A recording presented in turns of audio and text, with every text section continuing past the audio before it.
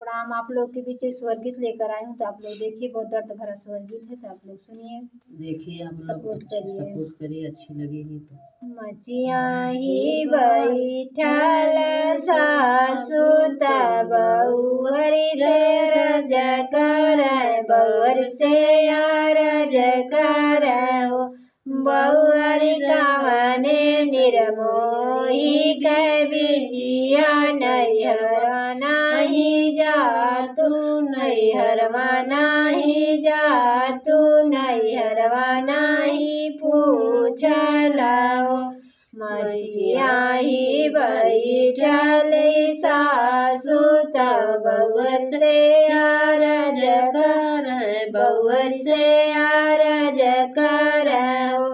बउअर कने निर्मोही के बिटिया, नैहरवा नाही जालू, नैहरवा नाही जूझत हो।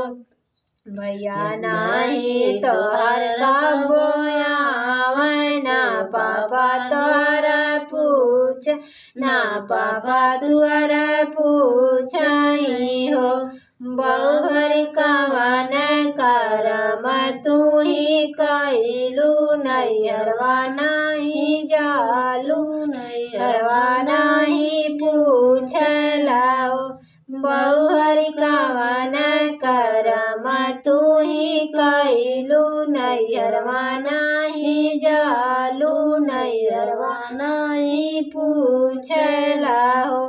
यतनी वचन सुने बउअर त सुसुकी सुसुकी रोवै, सुसुकी सुसुकी रोवै।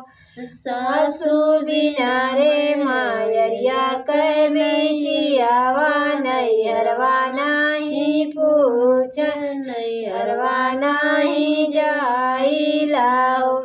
सासु बिना हो मायरिया के बिटिया, नैहरवा नाही पूछ, नैहरवा नाही जाइते हो।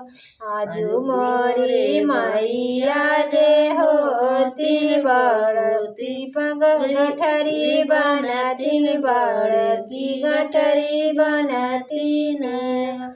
आजू हमारे मैया जे होती त बड़की गठरी बनती, तो बड़की गठरी बनती नहीं हो।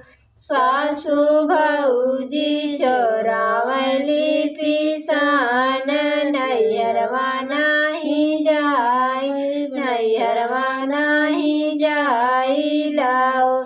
आजू जमाई हमारी होती त भैया के पठवती, त भैया के पठवती, त हम का मांगवती, त हम के मांगवती न हो। सासु भौजी न पूछली विपतिया, न लेली खबरिया, न लेनी खबरिया, नैहरवा बिना माई कहो।